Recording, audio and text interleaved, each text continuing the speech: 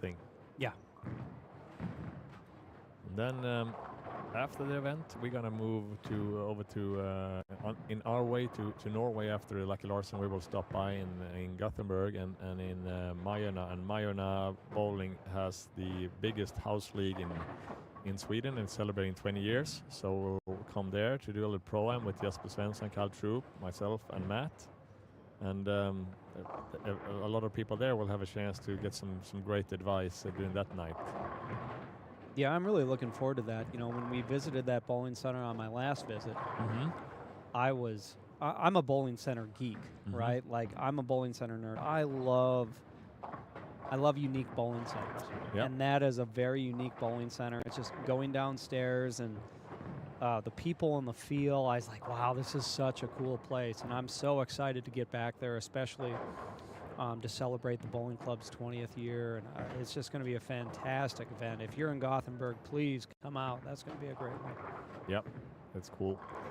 And then we'll go over to Sarpsborg in Norway to attend to the Norwegian Open. I'm telling you, this Olympia Bowling is nice, and Norway's answer to Olympia Bowling is Sarpsborg Bowling Center. Absolutely top of the art bowling center with that includes a top of the world crew, great people, and it's going to be a fantastic couple of days in Sarpsborg. Before we end this little Nordic trip for you, Matt, with a visit in Oslo in Lørenskog's bowling center with another pro-am that's actually packed. So we're going to have Jesper and Kyle there as well. I don't know if that has anything to do with it or if it's just you and me.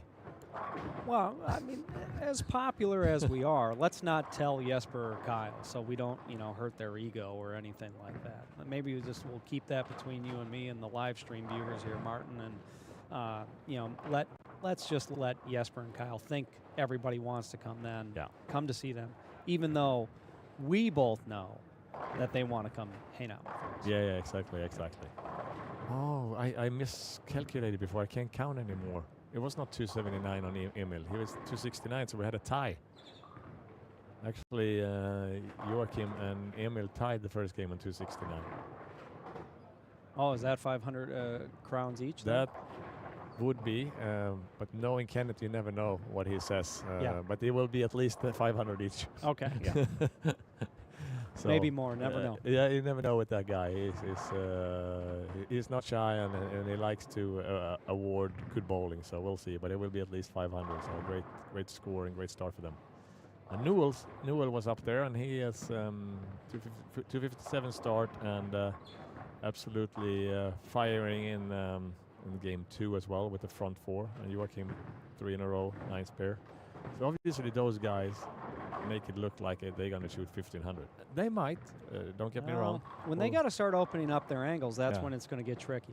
Yeah, that's when we see, like, I'll say it's probably a game away from when they have to start move their feet and do something else maybe. Ottilia Gunnarsson, 246. That's great to see. I actually talked to Ottilia just before, congratulate her for getting picked into the World Cup team here for the Swedish ladies. And we talked about the possibility for the ladies to score on these conditions. We had from Denmark Sophie who shot 1370 before. And Ottilia said, good for her. Yeah, I said, great. She bowled good. And we'll see. What are you going to do? Maybe a little bit more. I said, yeah, I think so, she said. Yeah. And 246. Yeah, look at that. That's wonderful. A lot of, there's, I have to say, the females that we have seen on the squad, pretty exceptional. And I saw there's a two-handed female, I think, up there that was bowling this round. Yeah, there might be actually. More than I know. I know Nora is in Odense and bowling, and she made it to the final there. So she's going to bowl the final there tomorrow, and she most likely will bowl her first squad on Monday here, I think. Nicole is bowling. Yeah. Laris. She is two-handed. You're right. Yeah.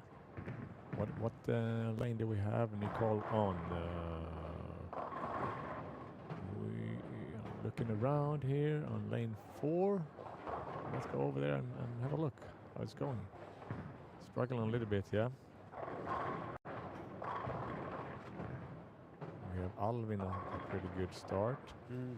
And then we have one of my dear friends, and one of the guys you don't see, but Jesper here on lane 3. You don't see him doing a lot of stuff maybe for us, but actually he's the guy that helps us out with the web page for the Lucky Larson and the web shop and everything like that. Mm-hmm. So we are in good depth to Jesper for helping us out with the luckylarson.se. And that's basically how we get things done in this tournament. We need good friends to help us out with some different stuff. And Jesper is our guy when it comes to the web page and the web shop. It takes a village. It does, Yeah, absolutely. It takes a village. And then obviously looking at these super nice LED wall. And later on next week we'll be able to show another lefty, Pascal Hautom, who's helping us out with a lot of good stuff, and especially the intro and the movie and the setup before the squad, and the LED wall overall. He does a lot of work with that. Things that me and Daniel wouldn't manage. Right? Especially not me. Yeah. Not to mention Patrick, especially not Patrick either. He's good in other stuff, but not that. Yep. Oh. Yeah, what do we have here? Jesper. Oh, Jesper got a 6-3, 6-1. That's tennis scores. We don't want those. So let's see if he can save that game on lane 1 and 2. That's not what he wants. No, not a good start there. What did he have in game 1? I think he had 220, I believe. 224. Yeah. Yeah. Yeah, he made the comment to me. He had more out there yesterday. He kind of got stuck in transition and didn't made a couple of poor choices, and he was going to try to avoid that today. But you know, I'm seeing a decent amount of left-handers out there. I mean, he might be experiencing that a little earlier than he did yesterday. Yeah, it could be. Could be. Actually, there was quite some lefties on that squad. Yeah, I didn't pay enough attention to know if there was anybody on 1 and 2. Yeah, I didn't notice either.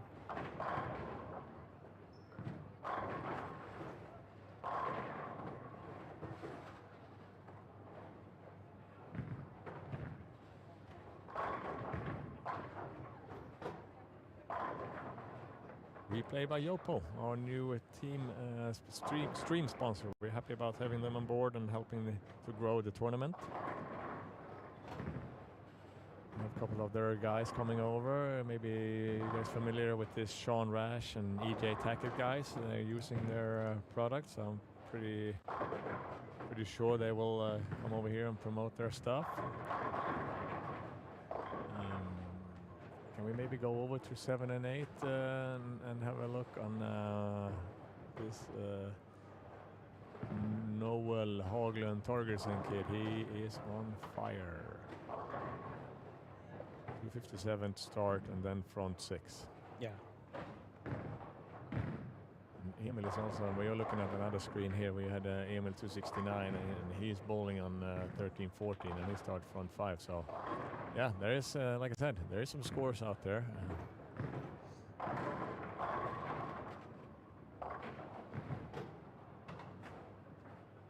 What do you think, Matt? Top 40, actually it's top 41 now because we have Kvarnström who won 2 PBA regionals, so he actually made this general standings cut going from 40 to 41. Yep. It's the number. I know it's stupid question. Why do you do that to me? No, I'm gonna say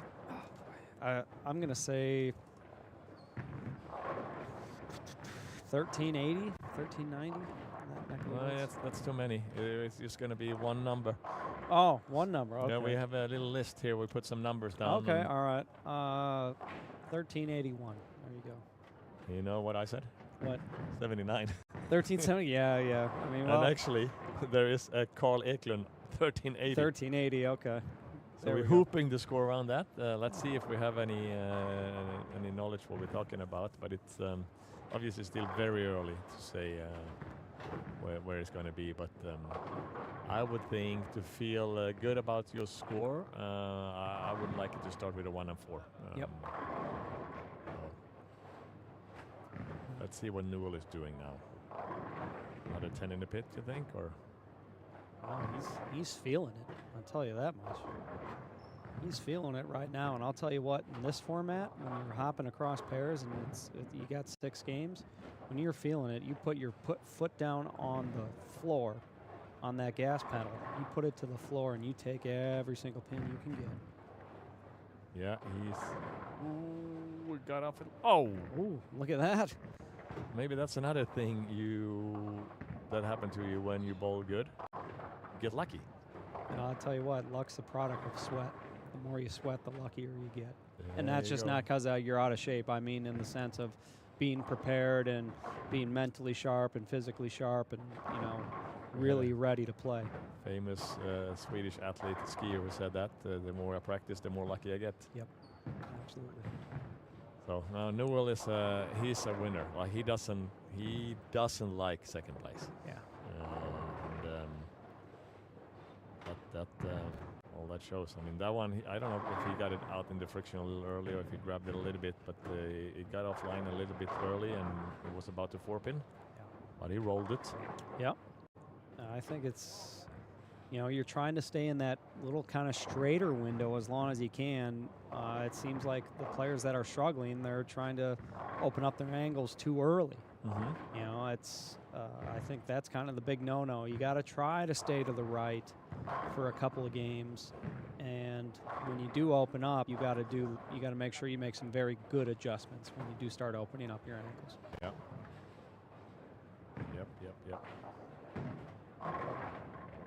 See if Joachim Karlsson can smash those pins.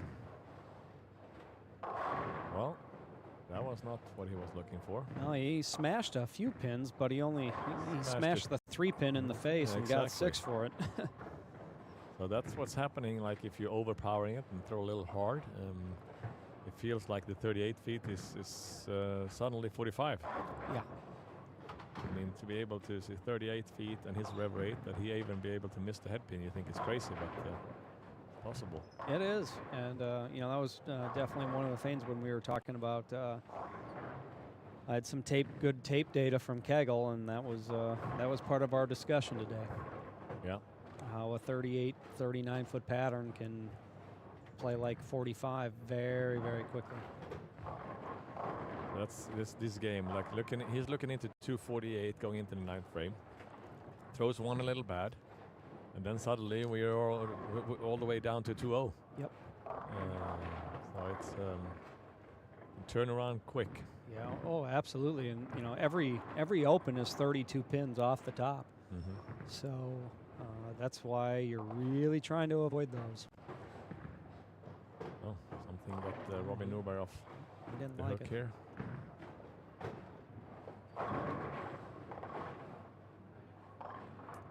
Yeah, I don't know. It's down there and between 5 and 6, so there's not a lot of things going on behind him there. But it's also Saturday night, and people maybe in the center. There's a lot of people, and more and more people are trying to have a good time and maybe get a little loud. I don't know. Well, don't forget. You can go up to the bar and have yourself a refreshing Carlsberg. Yeah. Also one of the sponsors of the tournament. There you go. Maybe they're getting a little rowdy. Could be. Yeah.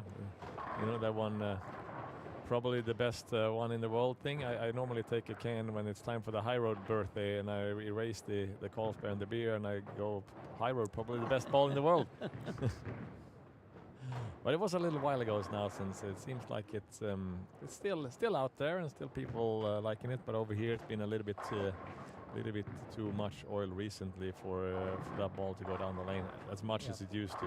Well, you have to remember, I mean, the average amount of oil we put on the lane 18 years ago was a little different than the average volume of lane we put on the lane now. Absolutely. And then also the type of oil. Mm-hmm. Back then it was, because of the lane machine technology we had back then, oil was a lot different than it is now. So everything's always in a constant state of change. Yep.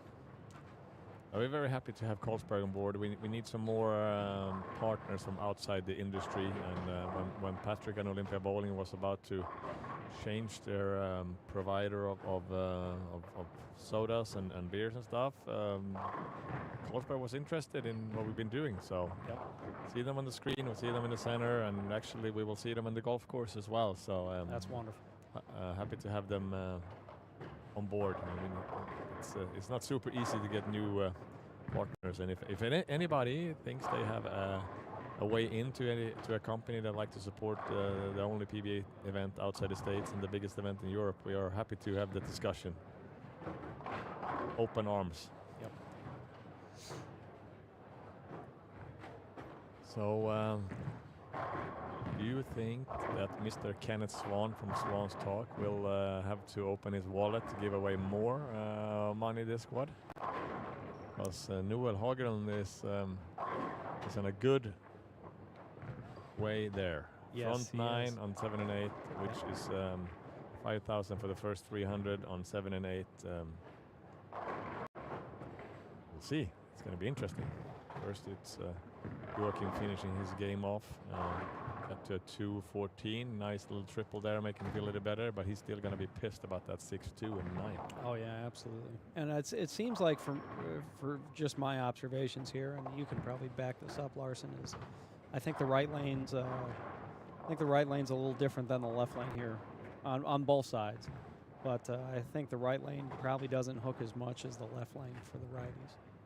Yeah, it looks like it's been coming off the dry a little harder on 7 and 8. We'll see what Noel can do. Looking for front 10. Yeah, he's finished on the lane that hooks a little more. He did go high. It looks like he moved though. He was a little in with that one. Oh yeah. So I'm pretty sure that he moved off of that one, and he didn't really get it to the dry, so it didn't come off it, that we say, like it didn't really hook enough to be high enough in the pocket to carry the temp in. Still the right move, the right way to do it. Like after absolutely. As long as the other shot was good. Yes. Like obviously we saw it come off a little harder. If that was good and he didn't grab it, that was absolutely the right way to do it. 100%. Still 269, 279. I can't get used to it. I can't wrap my head around that either, buddy. As good as he is. That's why we're sitting in here talking, and that's why he's out there bowling. Yeah, I think both me and Matt are strong speakers of throwing spares straight. Yeah. It doesn't matter if you're in Las Vegas, in Olympia Bowling, in Höganäs, or in France, whatever. Straight is straight, and I can put my feet down on the same board wherever pattern I'm bowling to hit the temp in. Yeah, and that one always strikes for Noel. Yeah, but those new guys with the two hands, they don't. I think it's a little too boring. So yeah, they like to keep it interesting. Yeah, exactly. So backing it up, that's becoming a thing, and maybe I will get surprised one day that actually is the best way to do it. But I like to say no. Yep, I agree. The less interesting my bowling is, the better it is for me, I think. I'll take very dull and boring. Yeah. Okay. What do we have here? We have Theodore got off to a good start in this one. He made a run the other year in this tournament and lost to Jesper 2024. Yeah, when Jesper won his Storm Black Larsen Masters title. That Jesper guy is not a very nice friend. I know. He was a good friend. He would be a little nice to me in the semifinal. But Yeah. That was pretty cool though, Larson. You bowled really well that day. That was fun to watch. Appreciate it. Yeah, I think it actually might be the last time I actually had a good day of bowling. A while ago now, but there's not been too many days of them now. With sitting on the bench for half a year, it sucks, but it is what it is. Yeah. Elbow getting better? Or?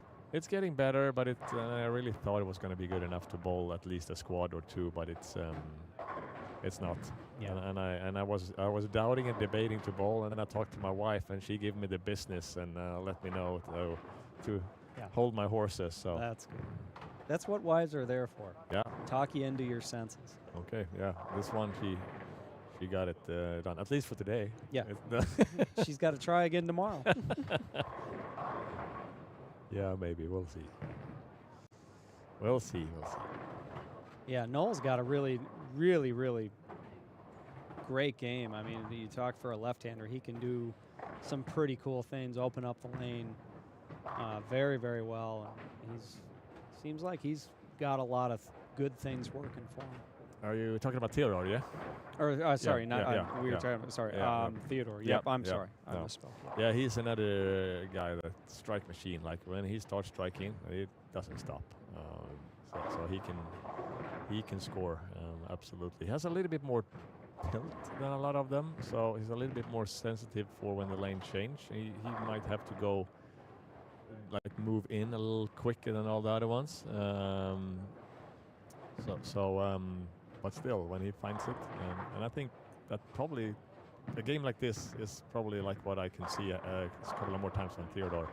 Such a strong ball roll and a little bit more tilt side rotation, so it gets off a little harder. You see, he started with front six, and then maybe you have to move a little bit, and now he's back at it. So it takes a couple of frames with those nines, and before he gets settled in. So that could be the case, but I could see from him a little bit.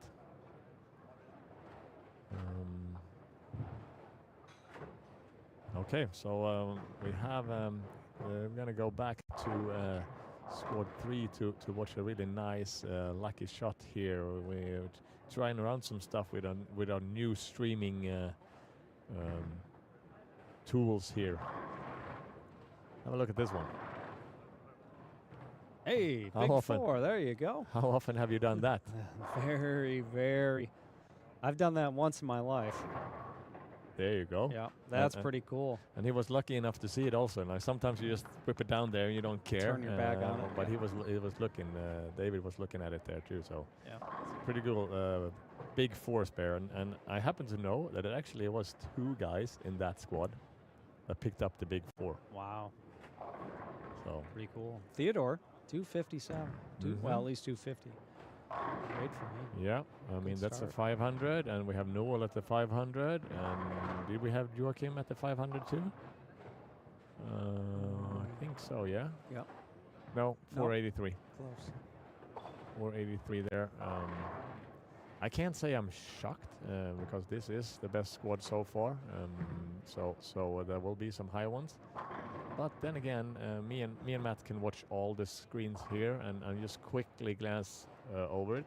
It's not like it's super high for the whole field. There are 490 on Robin Norberg. 490 on Theodore. What about Eric Larsson? He had a good start. I think Eric is on 15 and 16. He's in front of us here. He can strike out for 485. Here we go. Yeah, 10 in the pit. That's another guy that I predict has a bright future in the game. He's a really steady guy already in his age.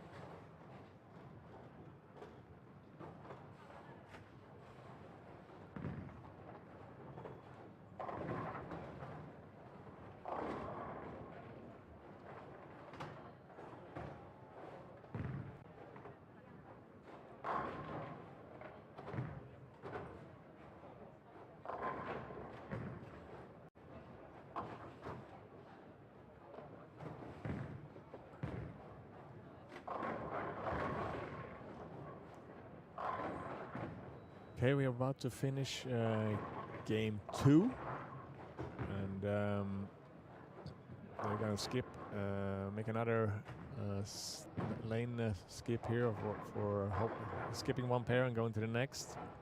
The procedure here is left moves left and right moves right. So we cross the whole house, and like we said before, you actually end up on your starting pair for the game 6.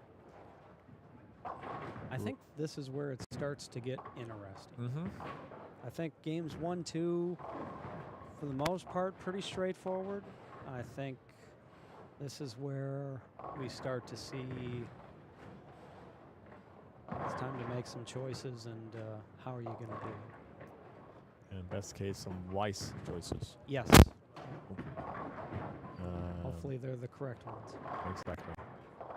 Yeah, I'll. My plan is here to do some other stuff, but I want to keep joining you for one more game at least to see if we can spot some change of tactics. You see that one from Noel?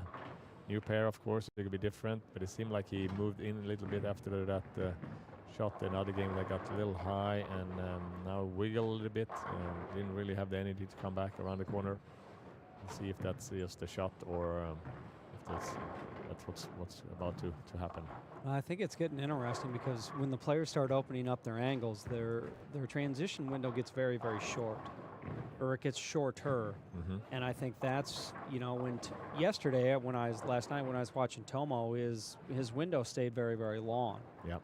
And watching Noel, he's really going to have to make sure he changes his hand position, I think, and is more forward and probably brings the speed down, and or maybe a ball change or something.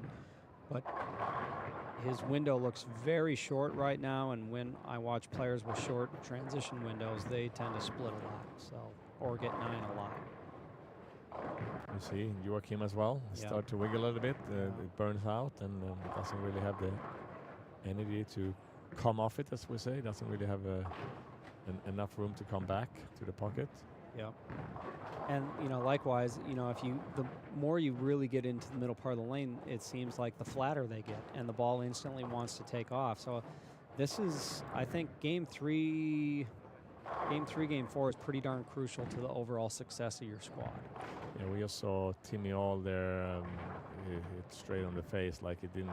He's a little deeper, but not enough angle, and there's not enough hold yet. So this 38, like I said, 38, 39, 40 feet distance is could be very sketchy because it's not short enough to really bounce it off the gutter, and it's not long enough to get you any hold.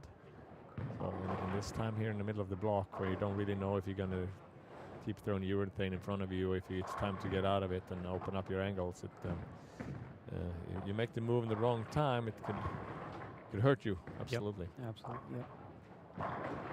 Yep. And when you do make the move, because you're being forced into the middle part of the lane, when you're being forced in the middle part of the lane and to open up your angles, it's so crucial to be able to have the skill set when the pattern is not hospitable to you just opening up your angles for free. Mm-hmm. That's something that I feel is just so darn important, especially in the modern game. Is you got to have the urethane game, but then even if you're going to keep a urethane ball in your hands, you have to have some variety there. Yeah, and looking at my dear friend Jesper, I've seen him many times, and he has a lot of. People think they can only do one thing, but he has a lot of tricks with that urethane ball. He learned how to handle it so much, so he can roll it, he can get around it, he can get it some extra air, he can speed up, slow down. That's he chooses to work with those tools a lot more than switching balls that much. And him being a lefty, I think that's a possibility, but being a righty, you cannot really get away with that. You have to be able to get into other equipment and maybe a little deeper into the lane. Yep, I agree.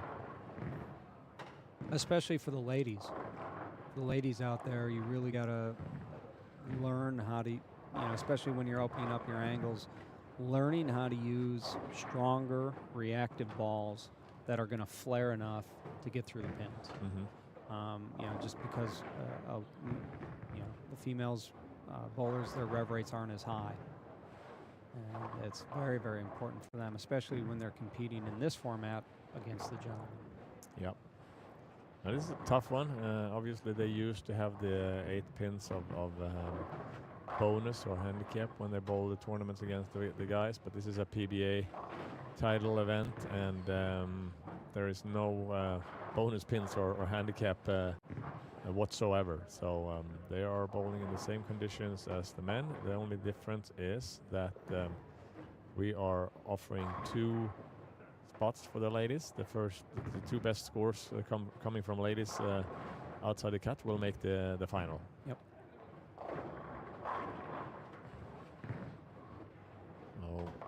And we also do, talking about that, we kind of like to name it gateways or whatever, like different ways to make the cut.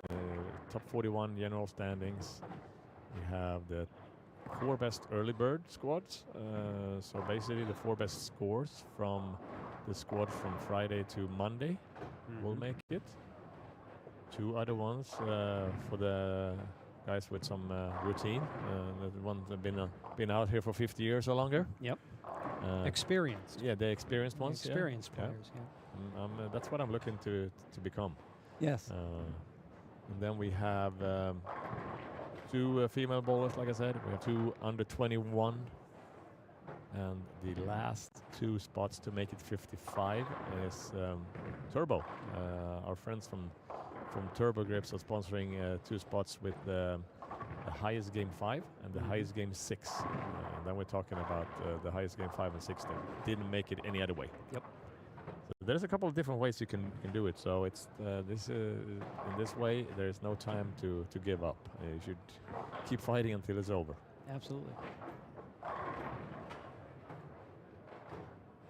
Tigerstrand has started with a 3-bagger. He's a guy that's been developed his 2-handed style a lot the last couple of years. See some potential in his game, absolutely. Pretty nice smooth release and steady at the foul line. Yeah, very steady. I like how steady the head is there. Yeah, but you can also see that his urethane balls start to have a little problem to get up the hill, so to say, to get to high flush.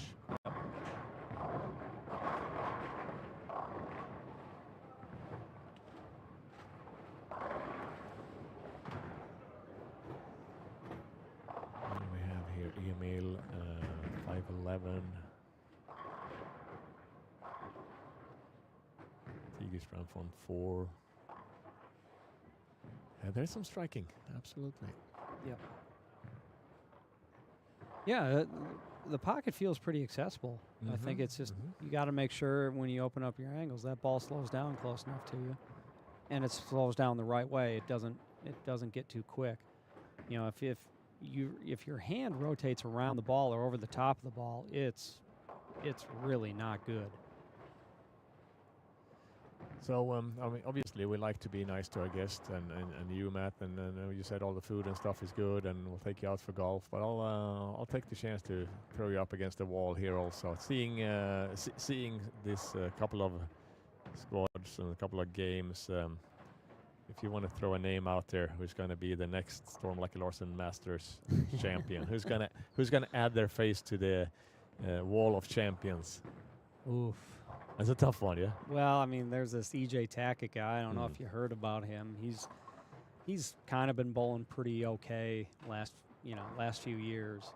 He's gotten lucky a time or two.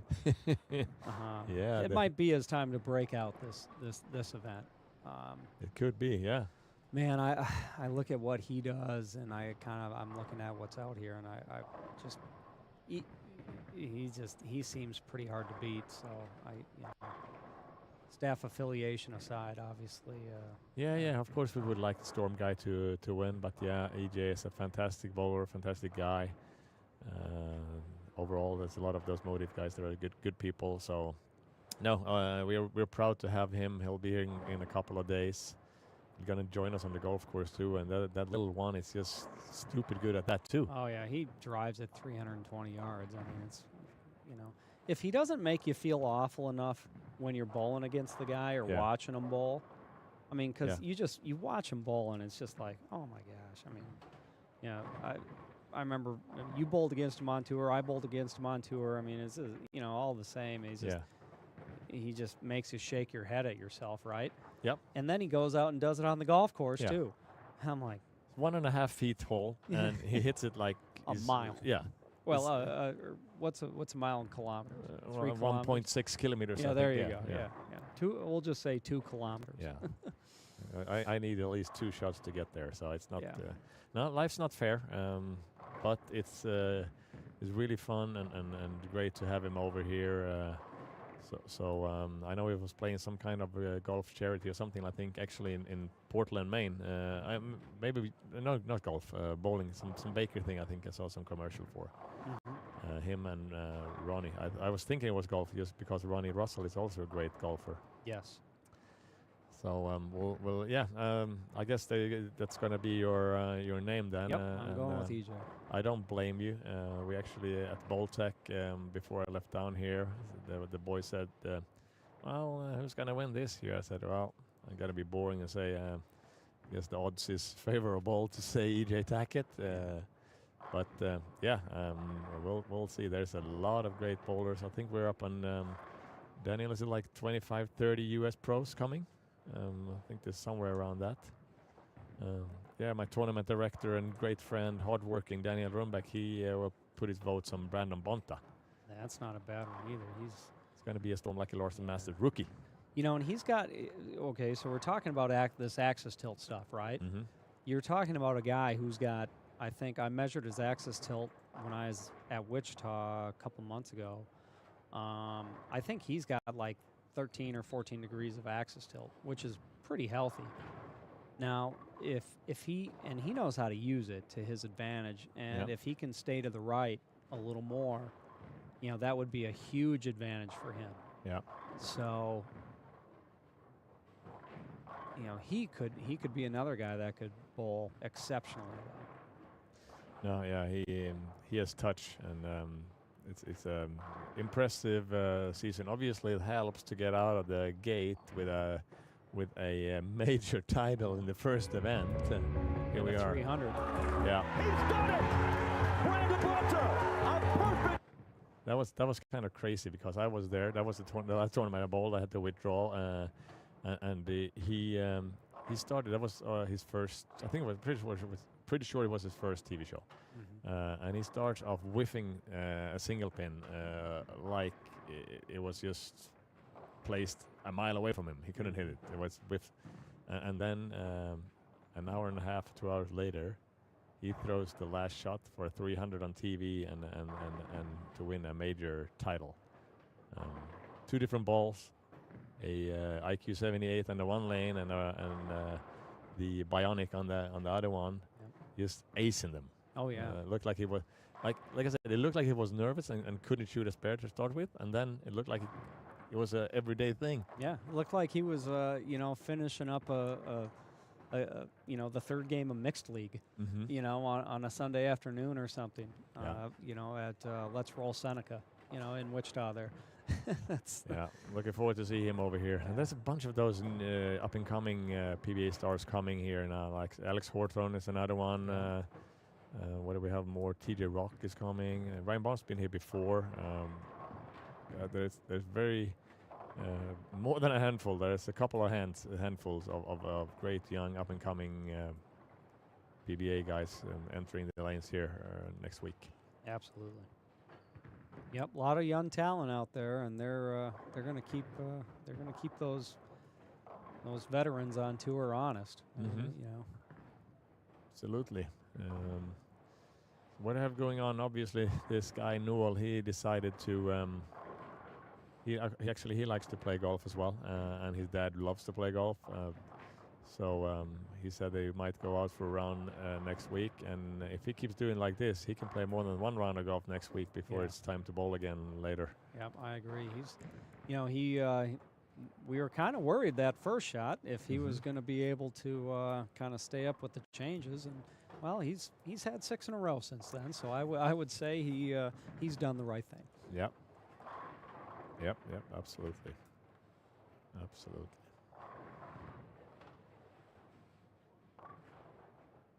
Yeah, he also have a chance to.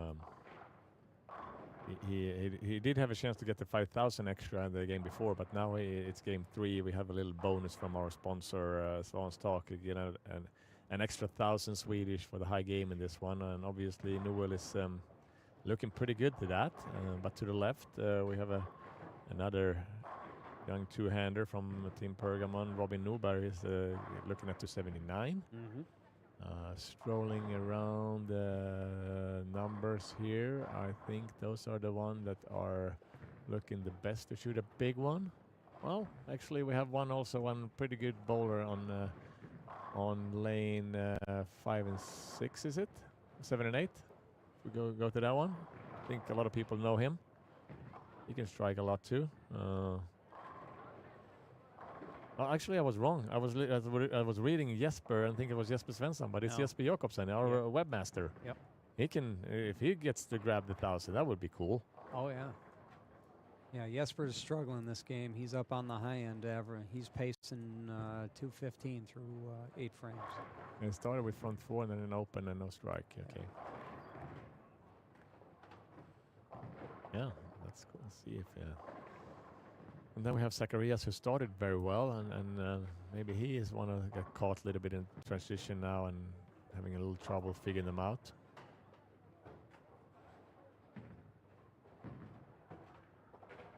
I think he's doing the right thing there. It seems like he's trying to stay in that zone and just kind of manipulate his hand and his speed to Roll a little bit more, Yeah. like not Yeah. overthrowing it. Here we go, Jesper with the red ball. Did that have to happen? Plick 710. Yeah, It that can get was. you, can make you throw up quicker than Yeah, that's something. that's not what you want to see.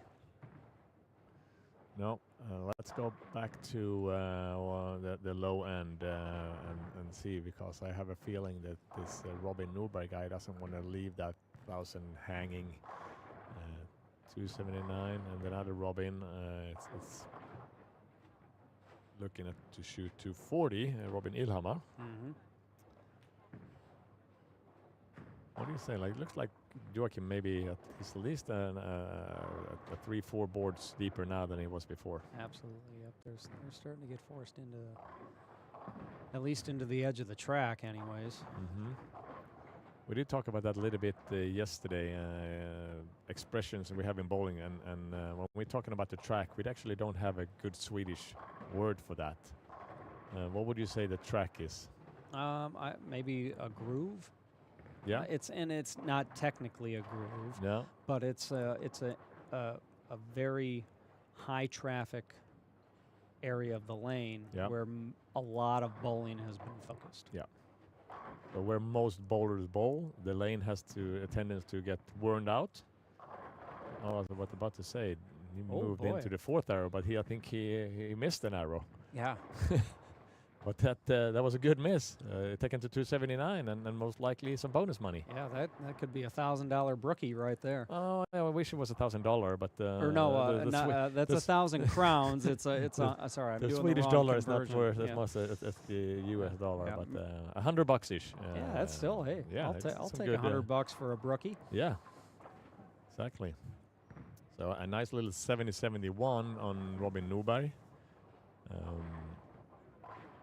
And we have, 771 is a huge 3-game score, but that's not going to make it to the number 1 after 3 games. We have a guy like Newell.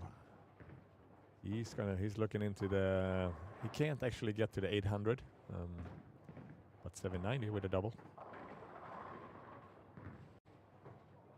Marcus is struggling again, so he's got to go back to the drawing board, so to say. Talking about that track we talked about before, and maybe it's not so much in common over here because we don't have so much house shots. So actually, different bowling centers has a tendency to play a little bit more over the whole lane. But in US, there's a lot of centers that has a 5-board area where you have a lot of room, and basically everybody throws it around that area. Yeah, that's very correct. Yeah. my first really big notice or experience on that was when we bowled the first World Series in South Point in the bowling center in South Point. Yep. If I remember correct, they have about 2,500 league bowlers in that place. So 2,500 league bowlers bowling league basically every day, and a pattern that gets them to start around second arrow and between second and third arrow. Yep. We bowled a couple of different patterns there, but we take Sheeta for the first one, and obviously Sheeta we start on the gutter, and in a game and a half start moving a little bit, and we wanted to move like two, 3 boards, and our laydown was straight into the what they call the track area. Yeah. They hooked a little there, didn't they? Oh my God! It felt like they were throwing the ball in the sand, and nobody threw the ball there, so all the oil was still there. Yeah. But the lane was so scratched up there, so we basically have to skip the whole area and move another 5. Yeah. Just because of traffic. Yep. That's a little bit of a problem nowadays with the synthetic lanes, because you don't resurface them. They seem to hold up forever, but they don't really. So when they get like 20 years old, it's a little hard to make them the same, especially right to left as well. Like, and obviously it's not as much traffic on the left, so start to see more and more offset patterns, and that not necessarily because you have to screw with the left or something like that. It's just the playing environment and the topography and wear and tear of the lane makes you have to do different things with it. It's a can of worms. It's really tough.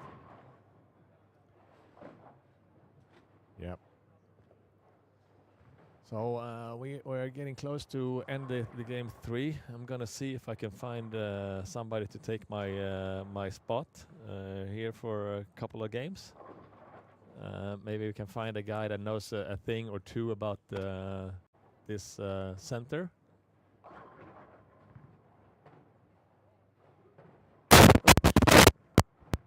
What is happening there?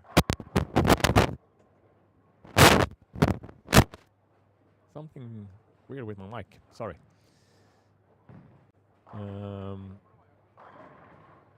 Anyway, it's been nice hanging out with you here, Matt. I'm gonna try to do some stroll around in the center and see if I can find a sub for myself. All right. Sounds good. And watch a little bit out there and in the center. I think maybe I'll come back. I don't know if you maybe join later. I know Jesper might join us later in the last squad. So we'll see what we can do, but we're gonna try to keep you guys busy, and we're like to thank you for watching.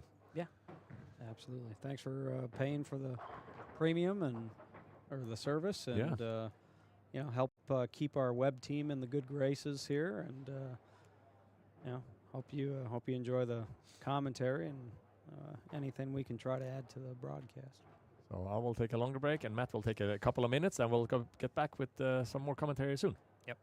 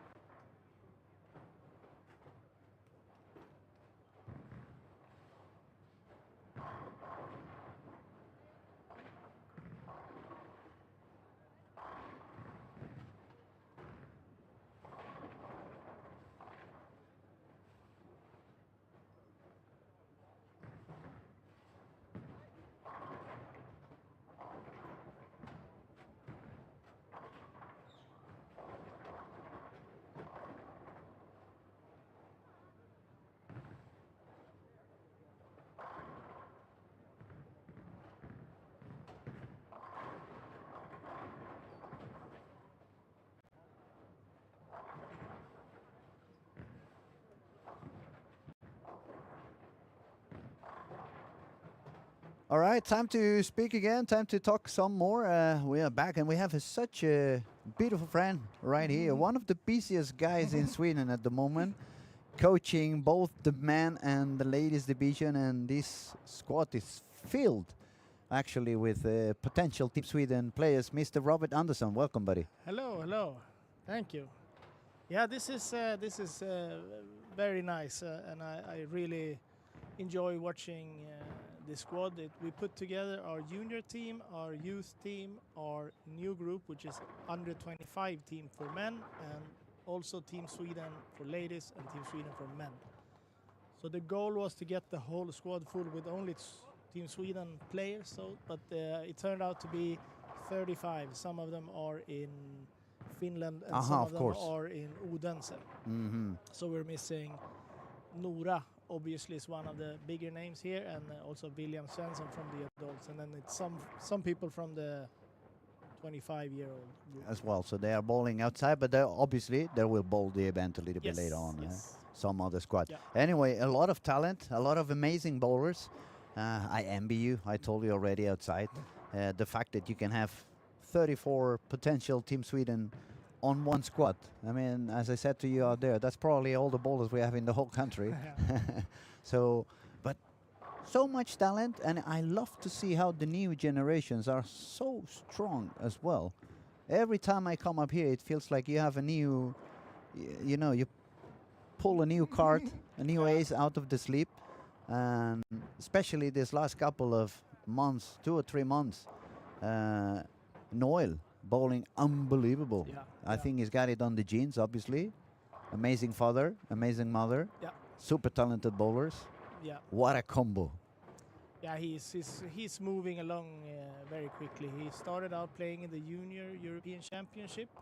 It wasn't that bad, but I think he was not too happy about his performance, and I think it had to do with maybe putting a lot of pressure on himself, because he's already done so good in grown-up tournaments. But moving on for the Youth World Championship, he did much better. He got home with a medal, and he's so young that he's not a part in the under 25 group, because in 2 years he will be able to play the Youth World Championship again. So the group is for the people who has exited that. So what's the age for Noel now? 19? Yeah. Fuck. Unbelievable. He bowls so good. Actually, he's leading the squad. 793 after 3. Very steady. 257, 279, 257. More super talented bowlers. Robin Norberg, I've seen him also around. His name is one of those names that pops up also when I pay some attention from time to time on the Swedish league, which I love to see because of the atmosphere and the quality of the bowlers. It's one of those names. So he's got 771, 245, 247, 279. Then we have the son of the Queen of Sweden, more or less, Åsa Larsson, Joakim Karlsson. Mr. More reps every time I see you. 717, 269, 214, 234. We still have one more bowler with more than 100 after 3, which is Emil Svensson, 269, 242, 205. And then there are some names that I've seen before, obviously.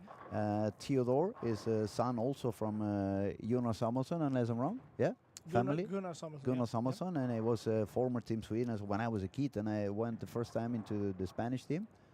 Gunnar was playing in the team, along with Mats, Thomas, Raymond, Peres Benson, and I don't remember who was the 6th one.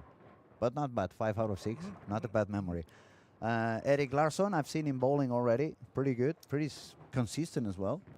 He's in our junior team. He's one of the new ones, yeah? Yeah, so he's bowled the under 18 so far. I remember him from when I was here in May for the PBA Youth. He bowled really good as well. Yeah, his biggest thing right now is last year he made the top 4 in the Swedish Elite Tour, this whole tour. So. Wow. Wow. Then Anton Ahlgren, another name I've seen before. This one I haven't seen before. Alexander Tigerstrand or Tigerstrand. Yeah. He's in the under 25 group now. He is one of the stronger players from Clan. He also done really well. But the bowling landscape now is kind of weird. Like before, when I was young, you played the Super 6. Some cable. Just give it a second. Sometimes it happens. Yeah, this one. It's done. It was mine. Sorry. Yeah, you played Super 6 in Sweden, and then you became a little bit better. You played Super Series in Nordic countries. Hmm. Then you moved on to the European Tour, and then you moved on to PBA or something. Now it's a kind of tricky because now we have PBA, which is very hard to know what's going to happen, and then we have tournaments in Europe that's not on the tour, and tournaments that are on the tour, and in Sweden we have the Elite Tour, and we have the PBA tournaments, and so sometimes it's a little bit hard for these guys to know. What should I bowl? What should I Where bowl? should I go? Yeah. So he's done really well in some different areas. So he's in the group. And then another two names to close this top 10. Two of the most recognizable names on these younger categories. Robin Ilemar. 12 months ago, he was destroying the planet. Yeah. He was doing unbelievable. And Carl Eklund is another super talented bowler of you guys. So amazing squad. And no matter where I look, it's good bowling happening everywhere. Yeah. So top 4 there, it's three guys in the top 4 is people from the youth team. Noel played, Robin played, and Emil played, together with Carl, who is also on the list. So the youth guys are doing well, which is not so surprising considering it looks like high rev rate urethane has been looking okay. It's looking very good. Actually, it was nice to see how Tomo performed last night, because for being a two-handed is a lot smoother than most of them. He was playing so simple. He felt like he had to, not only him, because we crossed paths on game 5 actually on the lanes. And you know when you start to see that kind of week 10 reaction, like, oh, I think it's time for him to go to reactive. But when he was going to try on 12 frame, he made soft end on the 11th, so he had to spare. He couldn't test the reactive, and he said, maybe I make frame 1 on the other also with the urethane, and let's see what happens. And then he almost shot 300. Yeah. So he's stuck with the urethane for the 6 games. Yeah, I think that's the tricky part when it comes to when you should shape bowling balls. Even if you have a good look and you're starting to lose it, it might just work the next game. So the risk of changing ball is quite high, especially if you bowl your first block and you don't know anything. Yeah, you had no experience on what kind of transition you can expect on the game after. On the other hand, for me, it was go to reactive, but that's because I really don't bowl any urethane. And I don't have the reps, I don't have the speed. It feels like it's going to leave me the 5-8-10 at some point.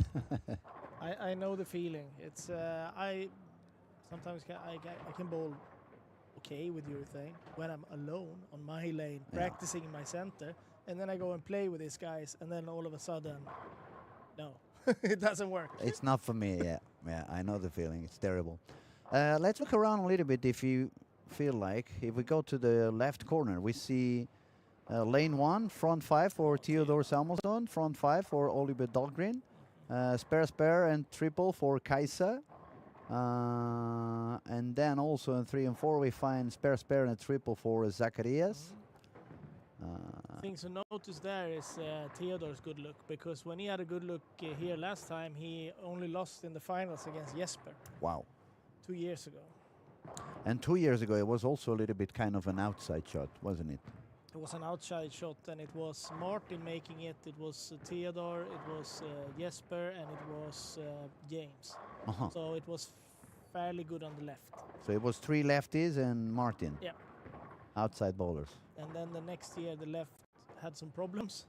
Yeah, last year it was very complicated for the lefties. It was so deep inside, I remember. The middle lane was drying up so quickly. And they were pretty much lofting the ball after game 2. Yeah, it was a tough pattern, but they always end up finding out how to do it. These bowlers are so good, they find the solution no matter what. And Theodore is a little bit known for here in our team is that, okay, maybe he doesn't have the same safety level as James or Jesper. But when it comes to striking, he can just outstrike anyone when he finds what he wants to do. So he can be pretty dangerous here. I've seen in the previous squad a younger kid. He was also he got me to quite impress on the PBA youth. Obviously, it was a easier pattern when I was here in May. Its name is Niels. Neil something, small kid. Yeah. I think Yeah, yeah, maybe right. 15 or something like that. Yep. Every time he finds the spot, he starts striking like there's no tomorrow. Yeah. And especially, I was impressed on that PBA youth because at the clutch moments, he was even better. It was like he was waiting for those moments where, okay, now I have to strike. Now I'm gonna strike. He really loves bowling. He bowls a lot. He's in our youth program. The step just before the junior team. Before coming in here, yeah. Let's have a look a little bit more on the next camera we have set on. We have Robin Illemar and Stefan Leris on 5 and 6. I really think she's very, very talented. I like a lot what she does. I would just change a very little thing on the technique. You know, I'm not very fond of going down early. We've spoken about it many times. And everything is looking so good, but the fact that she goes down a little bit early forces her to pull the swing on the back in order to not to lose the timing, and that puts the upper body a little bit too low. So I believe if she would have a little bit of a longer push away that wouldn't have to pull the body, the swing on the back, she would have a little bit of a more upper body, same timing, and probably a little bit more of power because of the swing projection, a little bit more from back to front instead of roof to the floor. But anyway, she looks so good. And there was another girl bowling before on the previous squad, Nicole Laris, kanske? Yeah, I think that's so. a 200. Was it? No, it- Nicole Brandin. yeah, that one. One-handed. Super good technique as well. Same thing, a little bit low upper body, but super cool. And it's beautiful to see these. How many talented bowlers you have over here? Also, like watching this squad, obviously, it makes you very proud to see how many good bowlers they are here, and it's important too because even unfortunately, not all of these young people will have the possibility to play in the national team. But what they will do, they will help with the competition to force everyone to become the absolutely best version of themselves to make the team. So possibly it's thanks to many people who did not make the team that the best ones become as good as they do. I agree at 100% because that is one of the things I noticed the first times when I was a very young kid coming up to bowl with you guys. I realized I looked around and I saw so many bowlers that when I looked them through my eyes, it was like, he's a bad bowler. You know, when you're a kid, you are very innocent. This one's bad, that one's bad. But then when I looked at the scores, they were all scoring super high anyway. And with the time, I realized when I came up here and bowled against all of you guys, my scoring was always going up. It's like you pushed me to do better. And on the contrary, when we bowl down there, because the level is what it is, there is really nobody pushing us from behind. And at some point, you reach to a certain age that it goes like, I don't want to practice anymore because I know I beat everybody in here, but because of the conditions we have, I'm not going to beat anyone out there. And then you end up in a limbo in a way. And so I agree that kind of pushes the level even higher. So it's also a matter of, like, we have our women's tour, which we're very proud of, that we have tournaments for only women here. It's very unusual in Europe now that you can do that. And what is good is that if Finland and Denmark comes, it's almost the same quality of the field as in the European Championships. So you basically get the experience of bowling a championship 4 times per year. So I think that's also, and even still we have that. I was going to say, you still run that Scandinavian Games or whatever it was called many years ago? No, the Nordic Championship. Nordic section. No, not unfortunately anymore. not. No. We will have a little issue with having too many championships. After the pandemic, I think many did not want to cancel their championships. They just postponed them. And then after the pandemic, they just force everything in. So And it was way too many things. We have world championships in the youth every year. We have world championships in the adults every year. We have European in the adults every year. We have ECC every year. We have a European youth championship every year. So The smallest amount is 5. And you have the longest league And we have the in the planet, I think. and we have the Elite Tour, and we have the PBA Tour, PBA Sweden. We have the real PBA Tour, and we have that confusing, like European Tour, but also half of the tour is And not I on guess the tour. that explains why, for example, 2026. I've been up here 1 week in May, and now it's been 3 days I've been in Sweden. 1 week in May, 3 days this time. I bowled more games up here than I did in the whole rest of the year down in Spain. It gets you to bowl. You end up wanting to bowl because also you see so many good bowlers around that you want to feel, I want to check where's my level at the moment, and you end up feeling that hunger that down there, it's completely gone. And this World Championship, the World Cup, which will be the first time we play a World Championship on a string set. So we Is it gonna be on a string? Oh my God! So we're gonna need to practice and prepare for that. How are you gonna do that? We have the same string centers in some of the places in Sweden. So you're just gonna go and do some camps in that type of machine. And Sounds good. Yeah. So we're waiting 1 month before the championship. IBF released the pattern, so we're just gonna wait until we have the pattern too.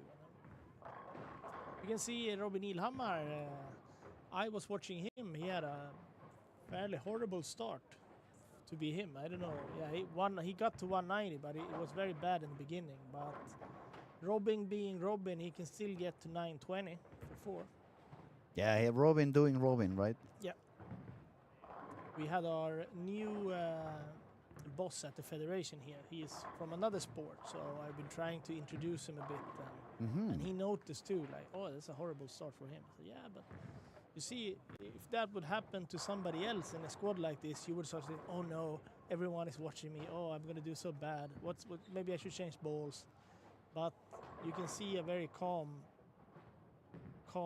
calmness over him, that he's just trying to solve the problems. He doesn't really care if he starts with 2 splits or 2 strikes. He's just going to have to adjust. And in a way, being 2 completely different bowlers and 2 completely different eras, but that routine he has of touching his trousers before it reminds me of that routine when Mats was putting the glasses, putting up the glasses. And this. Exactly. Pulling the. And this kind of routines is like, you can see it doesn't matter what he did on the previous shot. His mind is fully focused on whatever is coming next. Yeah. We can also see that Carl Eklund is going for a fairly high game to get to almost 900. So I spoke to him right before I came in and asked him, because the first couple of games he was a little bit further outside. And then he shot 245 on the previous game, unless I'm wrong. It was 246. And he actually said it. He had already moved a little bit in. It felt like the lane was starting to open up a little bit and giving a bit more of room. And it looks like it's continuing this way for him. That was very far for Robin. And it almost made it back. That was too much. It's a 2-8-10, isn't it? I think so. You can also see that... 2-10. You can take the spare. Not that high of a game for Joakim Karlsson and Noel, but right now Newberry has gotten to 180 over. Where are they staying so we can bring people? They are playing on 1920. 19 and 20, so we go to the right corner. We can see what's going on. So Joakim has a pretty...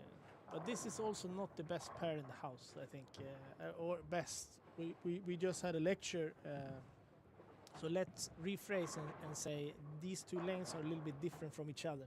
So it's not so easy to match up on both lanes. I found a lot of difference yesterday. The pair that I found more difference, but it could be the traffic. It was 13 and 14. For me, 13 was hooking a lot less than 14. I actually moved a couple of times back to the right to try to get it back, and at the end the solution was to slow down on that lane, because even I moved 2 boards 2 times, the ball did exactly the same. It never made it back. And that's why I say maybe it could be the traffic, specific traffic, because the fact that you move and it doesn't really change anything. So we had some high games on 17 and 18. Tigersrand is up there, like you mentioned.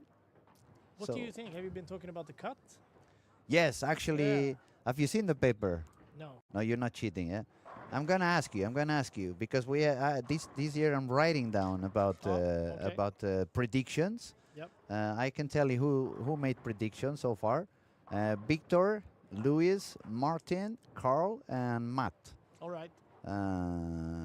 Nobody made it any higher than nobody reached 1400 No. on the cut, but so far the lowest prediction is 1353.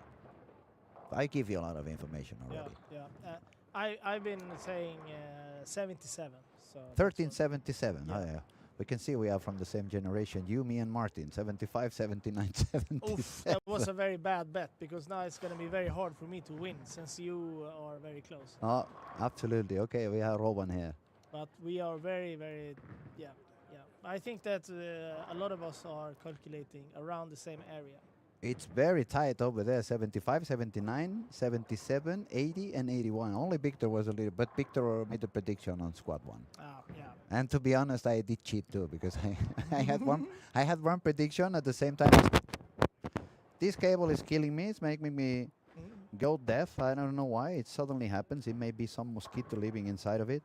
I was saying I made the prediction as Victor on squad one, and then since we bowl the second squad, I tested the lanes. I saw how much room I had at the end of it. I said no, that was too low. I'm gonna go higher. So I was cheating a little bit.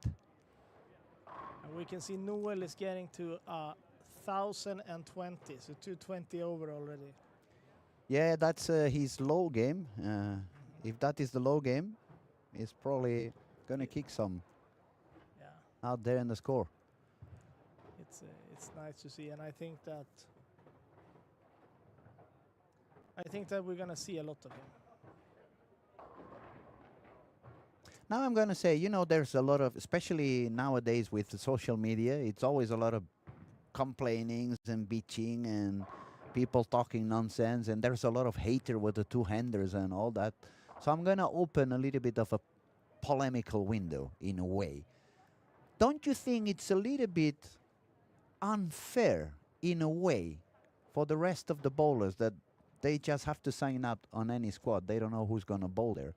And all of a sudden you have one squad where it's 35 good bowlers that really understand what goes on, and actually they're gonna use a very similar or a more similar approach and line attack to the lanes and the profiles than one of those squads where it's a little bit of everybody in there. And since nowadays the traffic matters so much, that's why I said I'm gonna pop up there, just a kind of a, Yeah, I can understand that. One, I'm happy that the squad wasn't completely locked out. There was actually squads for some spots available for other people. But for sure, we took most of the spots. Is it common? Yeah, I mean, if you see many times when we bowled in the Arab countries and so on, they would be shooting very high scores before everyone would show up, and then I remember Qatar Open. Yeah. You and arrive there and you kick your ass to make 1300, but you look at the scores and it's already 1400, and you have the best bowlers in the planet there trying to reach 1300, and it's like, what's going on here? And then obviously I think we've done this a few times also where we sort of didn't get anyone to make it because the rev rate got too high. And then it burned out the areas. But I'm sure that this squad is fairly good because it's also a combination of, like, for some reason when you pick teams like this, the number of left-handed bowlers are higher than normal because we have a lot of lefties in our teams. So I was gonna say, I was impressed how many lefties I've been seeing on every beginning of squads in here. Yeah. Is it the same in the society? You have a lot of lefties on just bowling? Bowling, It's curious. I mean, it's obviously also James has been one of our best bowlers for quite some time. I don't even know if he's playing this tournament now. He finished second in your challenge, but he's not bowling as much anymore. He's taking a little bit of a break. No, he quit. He quit? We already, him and Pontus Andersson has retired from Team Sweden. Mm-hmm. Uh, Pontus is currently in Qatar, isn't he? Oh, he changed, so he's in Hong Kong. Oh, Hong Kong. Hong Kong already. Yep. But wasn't he going to Qatar? Yeah, but there's was The some issues. war. Yeah. All right. And Is he working with Bill Hoffman? Bill is not there anymore, and now it's Fran Lowe. Uh-huh. And Where is Billy now? I don't know. Back in US. Maybe, I think he's still in Hong Kong. Disappeared. Maybe. Oh, he used to do that. Yeah, he used to do that from time to time. Billy is like Copperfield. Now I'm here, now I'm not here. No, so I had a talk with James. It's quite a fun story. So he wanted to make this run to play in the national team, and he won the European Championship and then won the World Championship. And then he was like, I don't know if I'm going to quit. I won. I mean, we had a talk, and I said it would be so wonderful if I could win like a European champion or even a world championship. No, I won both. I don't know. Does it get a lot more fun if you win again? It's like, yes, you have to do it again, obviously. And then he did it again. He won again in the European, and he won the world championship again. And he goes, yeah, I think that's it. Now I've done it twice. That's enough. I don't need any more. Thank you, Don. I'm good. Yeah, but James is unbelievable. Yeah, he's unbelievable. So good, so consistent at the same time. Yeah. And a great fighter. He always gives you some show. I saw that. It was very interesting in the Euro Challenge. I'm maybe not supposed to talk about it here, but it was fun. After 3 games, it was like, so James is not having a good day. He's like 50 under for 3. And then you go and look next time. Oh, he bowled 720, and then he started 279, 250. Oh, he's leading the tournament now. Oh my God. Pretty much him. Yeah. All right, so what's happening? Let's have a look, see if we can update this one in here. I'm guessing Noel is in the lead with 1018. Yes, Robin Newberg 180 over, and then Theodore T. So we have up to 7 bowlers with more than 100 pins above par. We're gonna start from 10 to the top. 10th position at the moment, Robin Ilomar, 886. Then we find Anton Algren in 9th place with 890. Number 8, Carl Eklund, 897.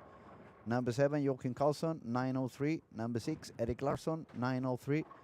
Number 5, Emil Svensson, 913. Number 4, Alexander with 924. And then we find Theodore on the 3rd place, 966. Number 2, Robin Norberg, 984. And number 1, killing everyone, Noel Haglund Torgersen, 1018 after 4. Yeah. Wow. So the prediction here is still like, I understand it. This is one of the parts where I miss bowling a lot, but this pressure when you're thinking the cut is going to get up to 170, 180 is like 900 is good, but it's not really good position to get to 180 over. You need to, it's like now I have to start striking. And even if you have this 924 to 950, you still have to make 230, 230. Yeah. Because that's what happens in this kind of high scoring also, since you change lane every time. If you find a bad pair, it takes you a little bit longer to figure that out.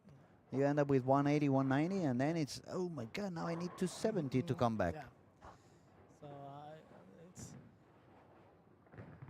it's for sure, it doesn't look like it's the easiest lanes ever, but it looks playable, but you're still gonna have to play pretty good to get to 180 over. Definitely, you have to play good. I mean, it's not a house shot, that I can guarantee, because whenever I bowl down there, I keep bowling 230 average. Even if that's what I tell the guys down there when they believe they are so good and they feel they are PBA stuff.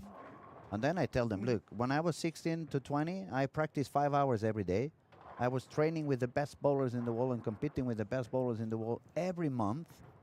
And when I bowl at the end of the season, my average was 215. Now I bowl once every 3 months. I quit bowling for more than 10 years because I was a DJ. I bowl every now and then, and my average is the same as when I was a true bowler. That means the lanes are way too easy. No, the new generation, we are better than you. Yeah, okay, whatever. That's why you win so many medals. I talked about it. I had a tournament here called the Captain's Invitational, and I put a little bit trickier patterns because like when you host a tournament like this, maybe not Lucky Larsen, but some other tournaments, they are a little bit scared of making it too difficult because they have to rely on re-entries. And if it's too difficult, people get a little bit ashamed and they don't want to play. And they don't want to play, and they don't come back the next year. So at least the difference. But I put really difficult stuff on. And then I was walking around, and obviously being an older generation, I would probably beat half of these guys in this pattern. And then I went to Peru with Robin and played on a long pattern where he could use purple hammer, and I went like, could probably bowl him 1,000 times and lose every time. Lose every single one of them. Probably not win even once. So it goes both ways. It's like yeah, it's when you face reality, it's crazy. That used to happen to me every time I visit Degerfors. Yeah. Go up there to Degerfors, practice for 5-6 days while Thomas was in the pro shop, never touching the lanes. And when I was really like, okay, now I'm on fire. Thomas, come on, let's bowl a couple of games. He would come out there, destroy me, and go back to the pro shop and say, Lillebro, träna lite till. Okay, see you later. Yeah. Okay, so Theodore is still going strong. Started with 4-bag. We have some striking also going there with Emil on lane 4. Emil also must be in a good position. 9-13. And 9-13 with 2 not so good games.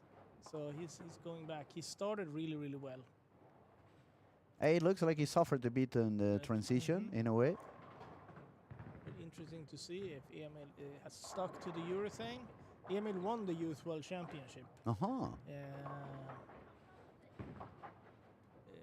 Very, very impressive bowling there. They have a new tactic for fixing some problems with urethane now. The two-handers seems to have no problem switching to 16. Yeah. So sometimes, especially if they bowl with certain bowls that have other RG differentials in 15 and 16, they would just switch from the 15 to 16. Yeah. But that's something that back in the day, we used to do it with at least I used to do it like that, but especially when I bowled for Colombia, because they used to send 2 balls of each release, and it was always pin down and pin up. And we would start with the pin down, and as soon as you moved a little bit in and the pin down wasn't giving you enough, you just switch to the pin up. And it was the same thing they are doing now when they go from 15 to 16, but just with the layout. With the layout, but also with this is that they are waiting also for the normal 15 to look a little bit slow in the pocket, like not getting the same reaction. And when they switch to 16, they're gonna get higher differentials. They're gonna get the speed down a little bit, and it's not gonna deflect because it's heavier. So it's like it's a very good idea to do it, and I think it's easier for the two-handers to switch. I had 16. I could easily in a block switch from my 16 to my 15. But all the way around was harder. It was I harder. start grabbing it, squeezing it, and so that's also an interesting development. So now you go to tournaments with players. They can play backup, hard, slow, different. Sometimes they have too much. And they can put 3 times more surface than you can put, because obviously they have the speed. And they're gonna make the lane so dry for you that you end up going so deep and try to spin it and go around their line, and it's almost impossible. They make it tough. They make it tough, definitely. But it is what it is. Instead of hating them, it's just understand. It's like when the high jump, they were jumping 1.5 meters, and all of a sudden one guy started jumping backwards and made half a meter more. Did they hate him? No. They started copying and they probably hated him for a while. Probably. But you know what I mean. It's like. Yeah. No, I fully agree that this is where evolution has taken us. It's been a lot of talk. We had like I said, Matt McNeil was talking urethane bolts with us, and for sure, in Europe is the place where it's absolutely most dominated. It's still fairly dominated in some of the Asian countries too, but it also has to do with the surface of the lanes here are not as torn up as when we go to the States. And I understand that. I mean, if you have 60 lanes, it's going to be pretty expensive to change all the panels. Yeah. And no one is going to pay anymore for bowling in your center because you Just because you panels. decided to change them. Yeah, that's true. That's true. So we struggle a bit when we go there. With pulling the ball, getting the ball to read too early. So we have not been so successful except for Jesper. We had also Rasmus Edvall winning a title. But compared to how well we bowl against the US in championships, we struggle to try to beat them on their home turf. But then on the other hand, when they show up in Sweden, they have a hard time beating you guys. So. I mean, some of the patterns at one year was very USA dominated when it was a little bit. Last year was. Last year, because it No, was. it was Finland. But it was some year it was. I think it was 3 years ago. 3 years It ago was when like AJ Johnson won. Yeah, I think. 7 PBA guys in top 8 or something. So, but I think that they are gonna struggle again now if we can throw. I say, if the Europeans can throw their urethane the way they want to, they're gonna. They don't like when people bowl urethane when they think you shouldn't have to do that. Yeah. But it's like I'm bowling 14-20 here and making the lanes bad for you. So What should I do? Should I make it easy for you instead? yeah, No, I agree. It's Yeah. funny though, because I remember 3-4 years ago when there still was all that fight for, especially the storm bowlers, that we couldn't throw that purple ball, and we had so many issues trying to fight against the urethane. Yeah. And the last couple of years or last 3 years, because the patterns on the competitions, at least the competitions I bowl from time to time, it's always easy patterns, so there is always friction outside. So at the end I decided that I actually like when they use the purple hammer, because they are all standing around 12 to 15 and breakpoint around 5, 6, 7. So I just stay on the outside and then I become Paul Moore. Because I stay in the same spot the whole squad. I feel like a lefty. I don't have to move. They just make the lane longer and longer and longer, and they make bigger and bigger hole inside. Yeah, I think now with the new hardness rules, it's making everything a little bit more fair again. I agree. And I think also that with the hardness rule, we're not going to see anyone hooking the ball the same way as with the softer urethanes. No, that's true. And that also makes it easier to play reactives if you want to. And also, since the hardness now is 78, I'm not going to mention any flags, but those national teams that were putting the balls in acetone, now they're going to need to do it a little bit longer time. We had our first championship now for the women's Europeans, where we had a measure it, the hardness test. Did they? Yes, we did. How many balls got? 1,000 balls. So now we have a very good understanding on what we're going to look at it too in the education committee. But what we could see is that it was actually not the urethane ball causing problems. It's the reactive balls, because the reactive balls, they are aiming for 73. So they are always in that edge, that then the dropping to 0.2, 0.3. And we could see scary stuff, like for example, if a ball has different colors, it will be different soft. Ooh. So if you would measure it where it's only white or where it's more blue, it would be different. It's a big difference there. And then the problem was also that in Europe in summer, our buildings are not made for the weather to be 30 degrees. So if it's 30 degrees outside, it becomes 30 degrees inside. And all the balls got too soft. Yeah, of course. So then it was hard to measure it. So it's interesting, but it also feels a little bit sad that we should have to deal with that stuff. But I'm glad that we have the equipment, and if somebody has a ball that looks a bit funny, at least you can go and check. you have to check that ball. Yeah, because lately it was a little bit like that. You could see bowlers with 250 reps hooking the ball like 10 boards more than the guy with 600 reps, and it's like, well, something's wrong in here. And you can see you bowl like a final 3 games to win someone. You start with the same ball, they look the same, and after 1.5 games, one is all sweaty and slimy, and the other one is still brand new. It's like, What's happening What here? is happening? It's something a little bit tricky here. Yeah. Okay, game 5. Let's have a quick look around so we can see what's going on everywhere. We still have a little bit of a lower games on the 1 and 2. Tigerstrand is doing well. Alexander Tigerstrand on lane 2 has a good score. Yeah, he's got a spare double, a spare and a triple, and 60 over with 90 pins to go. 60, 90, yeah, 90 pins left there, so it could be 150 over for Alexander already at the end of this. I haven't seen Jesper. Jesper was bowling, but 60 over. where is he? He's on lane lane 10. Lane 10. Ah, we'll get to him eventually then. And Emil can also have a good score. Emil can get to 168, and I think actually Tigerstrand can get to 180 already. He can go to 250. 258, so Yeah. that means 120 pins there, not 90 as I was saying, you're right. That would put him on 1192. No, 1182.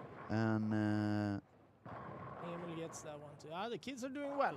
yeah, Kids are doing yeah. well. Should we switch around and see all of them? Let's see. Yeah, let's go for the next camera. We can see here Anton Ahlgren, okay. 47 over with 2 frames to go. Theodor. 130 over for Theodore with Theodore was going for a really high game when he started with a 5-bagger.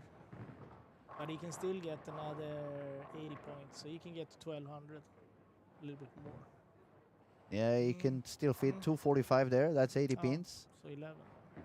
So yeah, 12-11 it could be for him after 5. Theodore has a very interesting two-handed style, and he can get. Oof. Yeah, something sound like I think one of the computers are getting too hot. too hot. Yeah, I felt like somebody was starting to drill by Yeah. our side. Like, who's drilling here now? Started to vacuum it. Okay, let's see who is around here. So we have Oliver Dahlgren, Felix Mohle, Saga Johansson, Timothy Tam, and Maya Engberg. But nobody except Theodore doing super high in here. So we're going to switch to the next set of pairs. We have some strikes by Robin Ilomarian. Yeah. There was Jesper. I think Jesper probably trying different things. Yeah. I mean, he had the score already. It's a good moment to test. This is one of the issues, and also one of the reasons why we have this Team Sweden's activities early in the week. Because if I do them later in the week, half the people has already qualified, and they start doing other stuff than what That I actually intend trying to. Yeah, obviously I want now. Jesper is fairly safe for the national team, of course, but one of the best things for me is to see everyone play on at the same time, because otherwise you don't really know if somebody got a really good block and some other had been unlucky, who is falling or whatever. But if you bowl the same one, you can't really. Yeah, there's no excuses for anybody. Exactly. It was so much noise in the alley, or there was a girl crying and screaming in the back, and yeah, I know what you mean. So 1080 for Joel, and we can expect 1130 for Robin. Robin needs a pretty high game. Yeah, 245 again. Yeah, but if some someone can do it, it's Robin, definitely. So let's go to the next set of cameras on lanes 13 to 16. We have Noel already destroying the score again with 187 over with the 10th frame to go. So that means he's gonna go all the way to 1270 in 5 games. Yeah. Apparently, with the strikeout. Joachim is already going to be with 1198. Sorry, 1118. I said it the wrong way. And probably the same or very close to Albin. And we also see that Nuberg can get to 1200. He's already at 1169 with 1 frame. Oh, that's to go, true. And he's still open the last frame, so he also had a really high game going. Yeah, it looks like the cut is going to get even higher. It's like you say, it could be that it ends up like a good squad too, and but I'm sure that many of the last squads gonna be full of good bowlers too. But I would be surprised if if we don't have a new leader in this tournament. Even if Thomas' score is super impressive, it looks like Noel wants to. Yeah, he wants to get into the top.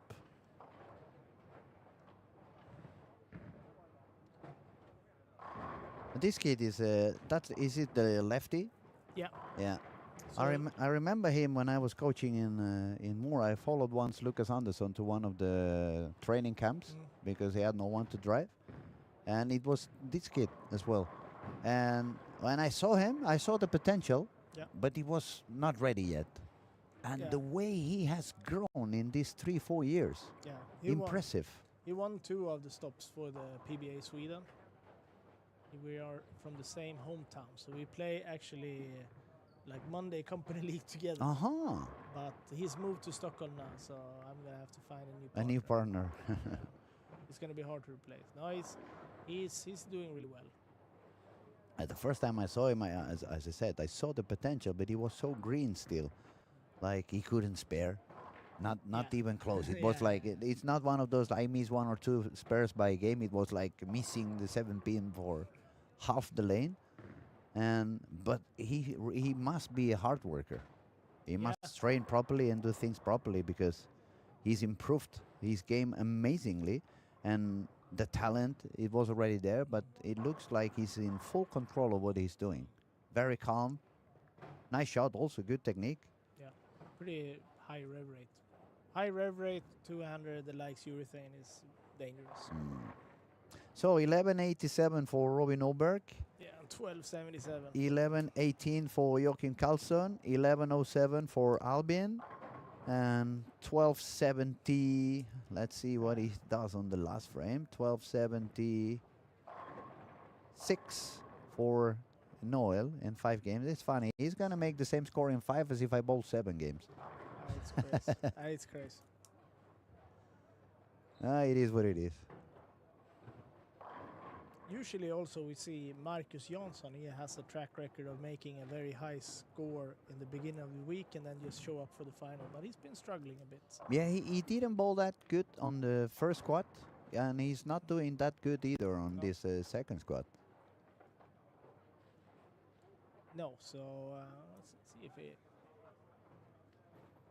And also, we should say also that there is there's some early bird spots too, and there's some extra spots for women and extra spots for youth.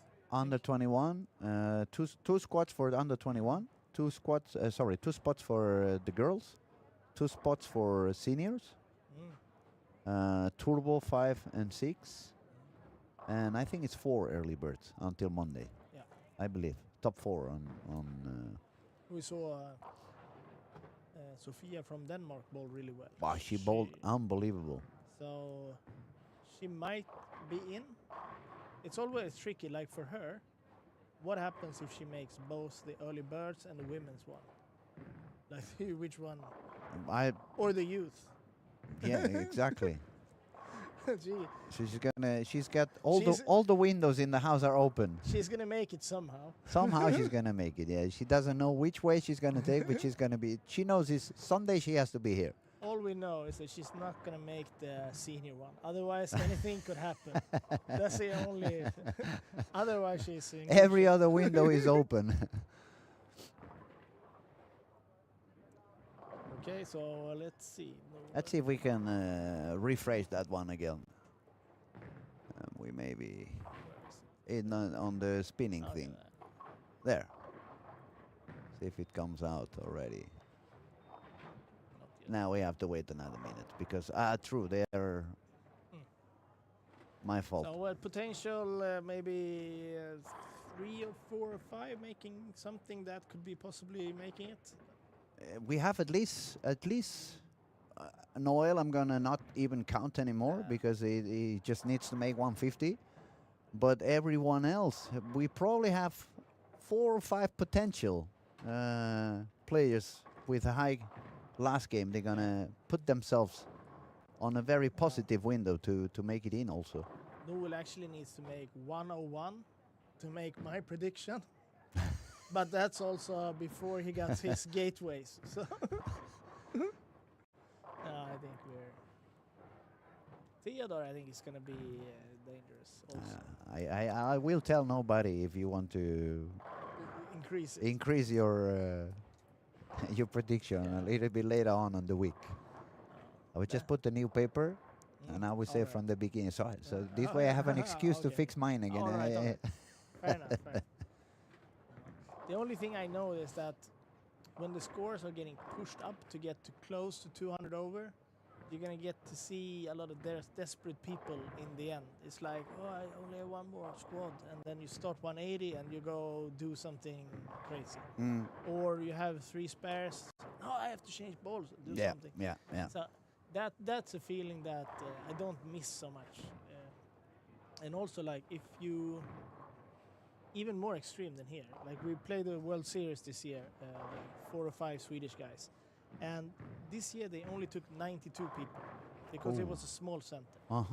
So that means that all small spots available. Yeah, but that means that everyone was extremely good. And these guys, if they bowl okay, they are used to having some success. And there's like, I bowled okay and I finished 70th. Like, I only beat a few guys. Yeah. And it's a little bit like that here too. It's like if you would play this difficult pattern on a normal tournament, you would think it would take 13-40. But just because it's here and it's so many good bowlers are coming, it's going to be much higher than you might feel is... When you try it, yeah. What you feel is fair. Like, I bowled really good and I bowled 40 less and I didn't have any miss. No, and I'm going to go back to my squad yesterday, for example, because I really rolled really bad. I was completely out of rhythm, but I was pretty much at par, at the par. If you bowl really bad and still make par, that's a proof it's not that hard. No. For a person that bowls once every 3 months. It doesn't matter you really understand the game because you cannot really hit the target, and you don't make 2 shots in the same way. So the lane is not easy, obviously, but it's more than playable, I think. Yeah.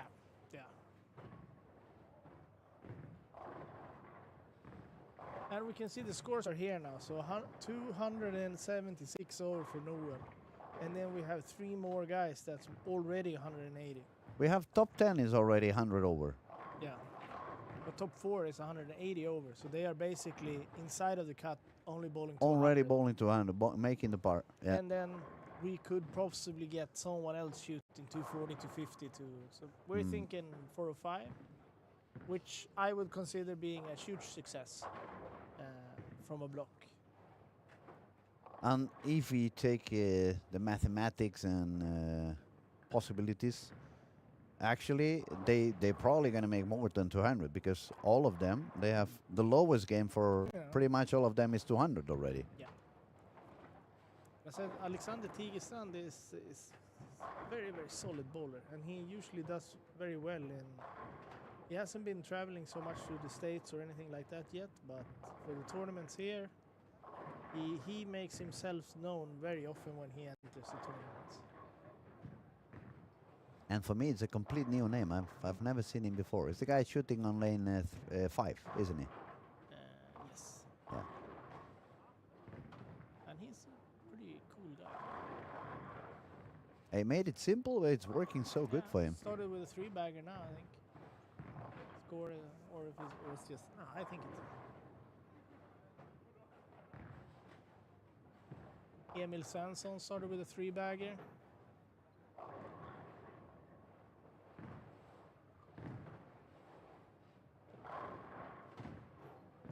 Let's look around so we have a better idea. Let's go to the first corner.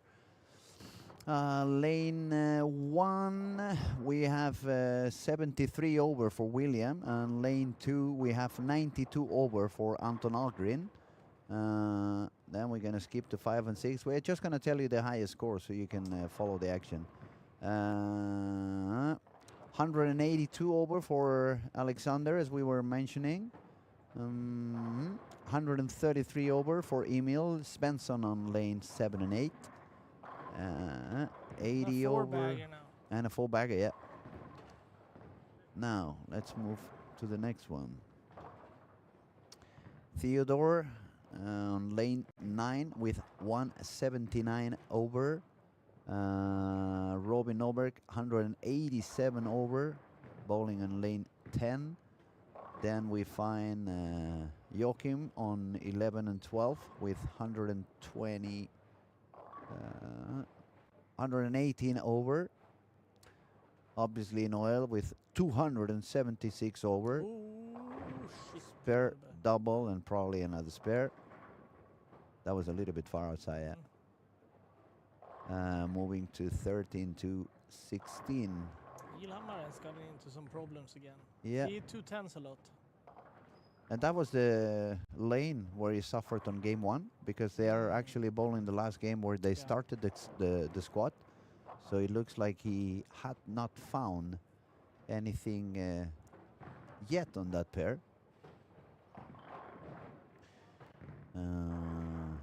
Albin is also fighting his way, but now he had a very short ball to the pocket, so that's leaving him out of chance for now. And I don't see any other really high score. We see good scores. I mean, it's sad that did you see somebody with 80 or 90 over and you say it's not a high score, Yeah, but it gets crazy.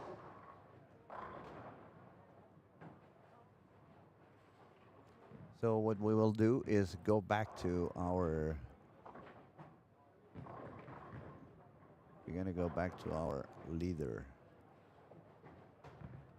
On lanes 9 to 12, we're gonna leave it over here because we have most of the players with higher score. We have Theodore, we have Robin, and we have both Noel and Joachim. So we're gonna stick on that.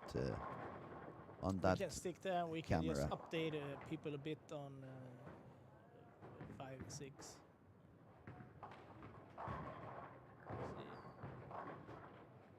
Yeah, Emil is 5 doing. baggers. Yeah, Yeah. Emil has got So 5 in Emil a is the row. one that he needs a big game. He needs 250. Also, like Yeah, he's 240, running with 250. 133 over at the moment. So if he makes a 250, let's put him on 180 over. That should be enough. Yeah. Should, especially because it's an early bird anyway, Yeah, and a youth. and a youth. Yeah, so that it should be enough. Emil is in the youth section is kind of weird for us because the real youth world championships, they are every second year. Mm. But the other year it is this the one that was here in Helsingborg. Uh-huh. The Yeah. youth World Cup. The World Cup. Yeah. So that means that some of the guys, they become too old for the next real world championship, but they are not old enough, so they can play that one. So they are in a limbo in a In way. a limbo. So, Yeah. so Emil can actually make the youth next year, but he cannot make it for the next youth world championship. Mm. So obviously he's trying to improve his spot for that.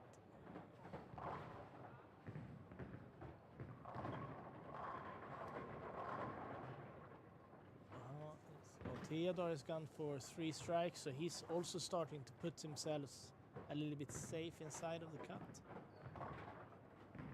Yeah, a little bit the same with Robin. Yeah, yeah. And Strike, Noel. spare, double, and yeah, Noel is already.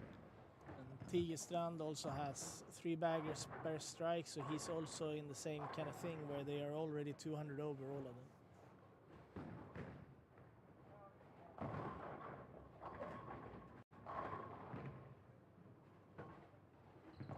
We have our tournament director here. Is a little bit worried about the pace of the team. Could clearly see that the last block when Carl Wahlgren was finishing off the game. Our dear friend Carl, who happens to bowl all the time with the slowest bowlers. Oof! Emil made a single pin miss there. That Oi. can get very expensive. Definitely. Yeah, yesterday I bowled with a very slow bowler as well. Mm-hmm. Very slow. He felt even slow for Spanish Yeah. rhythm. Yeah. It was unbelievable. Some shots I was grabbing the ball, convinced that he already had taken the shot because I spent 3 minutes talking in the back. Yeah. And when I grab the ball and I look up to see which lane I was going, he hasn't taken a shot yet. And he's like, okay. But he was wearing a Pergamon shirt. Oof. So maybe it's like on a football match, someone gave him the shirt. Ah. I don't want to say so much here, but in Sweden we consider Danish players to be on the slower side. We have some Danes in Pergamon. That could be. I don't know. But it was slow even for me. And I'm not a fast bowler anymore. But that was very slow. Yesterday it was really. We ended up every single game, the last ones. Every single game. By 2 frames.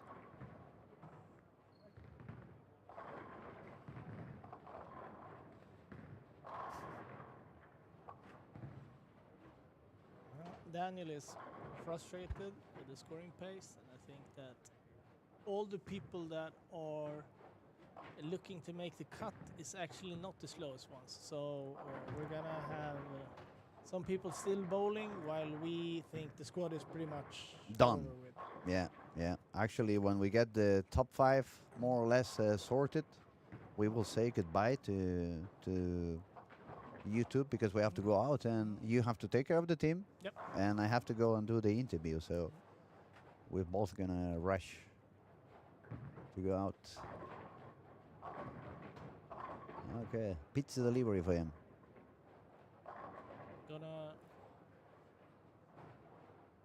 It's actually probably most exciting right now is probably Emil, because the other guys that's 130 over. Depends how Carl started. Norberg now he has a 4-bagger, so he's fairly in for sure. Carl's got 2 splits in there. Yeah, so they are not gonna make it probably. And Robin has 2 open frames as well. And Joachim... he's having a okay Turkey. game, but he can only get to 245, which puts him in 165. 60 something. I mean, early bird could happen. Early bird. Yeah, early bird. I would for sure in his shoes try to get them all and see what happens. Yeah.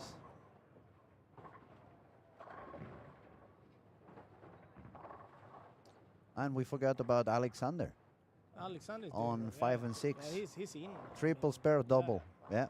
So he's 210 over now. Yeah. 3 frames to go. So he's going for 1400. Yeah, he's just looking for getting marked frames, I guess. But you never know with the cut here, so it could go much higher. So obviously, it's very nice to make that score. So it's not gonna happen.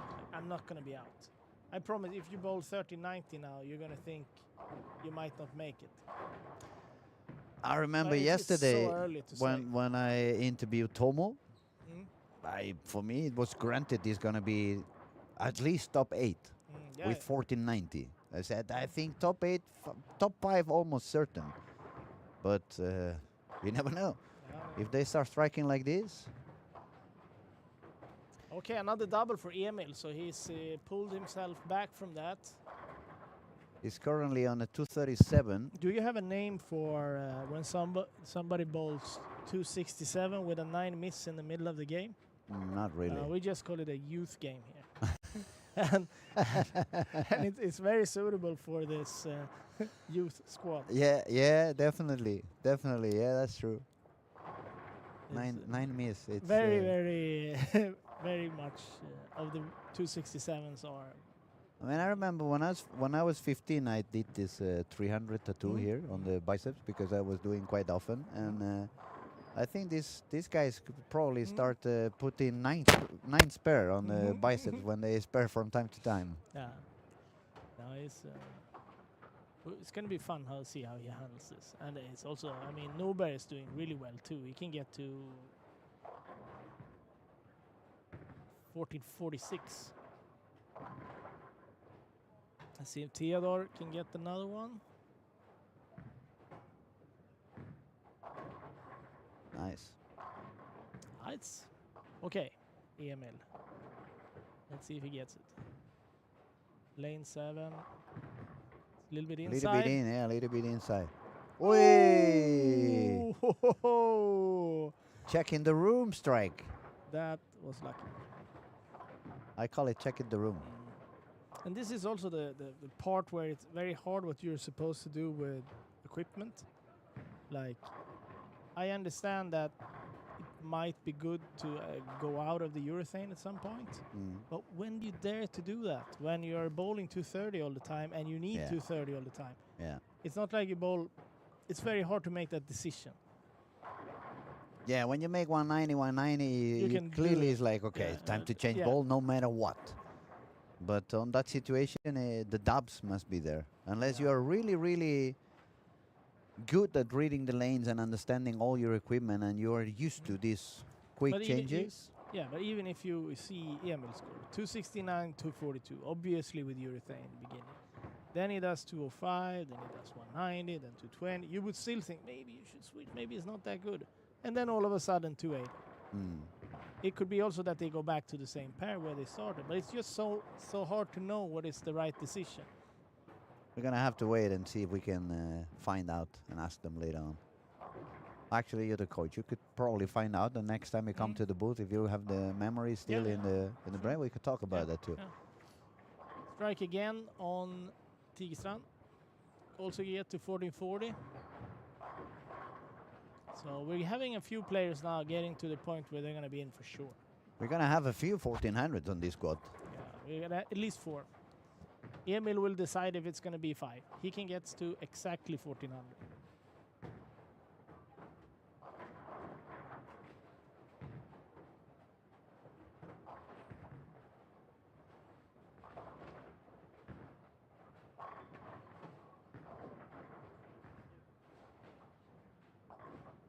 Was it 710?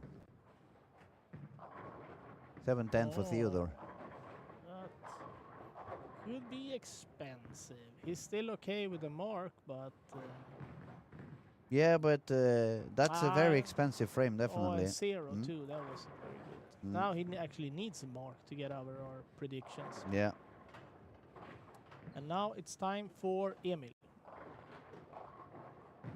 Oof. Oliver Dahlgren is also played the Youth World Championship here.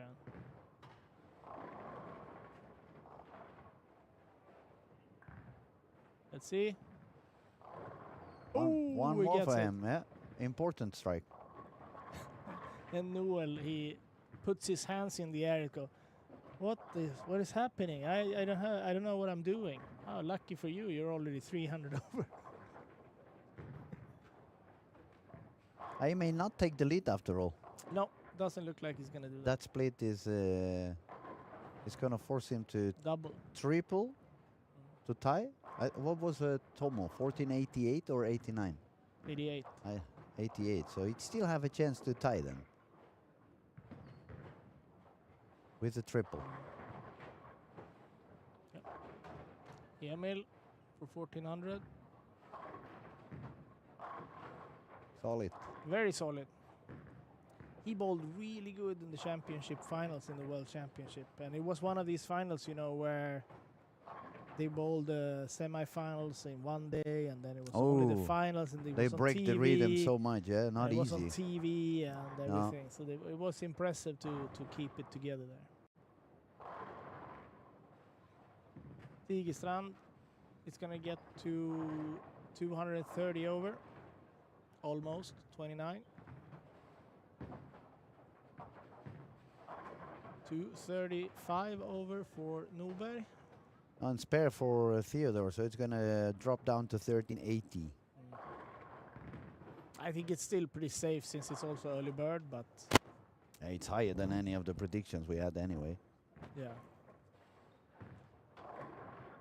1384, pretty good. I signed that for tomorrow. Where do I have to sign? Anyone else? 1425 for Robin Norberg. Yeah, and for 29 for Tigerstrand. But we don't see any other, you know, crazy high game that puts someone in. No, it's just Dahlgren and Strandgren that can go all the way up to 1320, but that's not enough. No, that's not enough. And William on lane 1 also. He has 1350 potential there. Oh, okay. Let me go back in That there could so be we can like see. for sure an early bird. 14:32. I don't know. Maybe. Depending on if some of the kids goes into the kids squads and some early birds, you never know. He's a young one, yeah? He's not young, but I was thinking if some people are in front of him during the early bird, And they those make it kids- through. Yeah, okay, the other I get one- you. Yeah, yeah. But now it's going to be tough on an early bird because he can make 13:42 and Ocean had 13:44 Yeah. on the previous squad. Hmm? Uh-huh. Oh, okay. Whoop.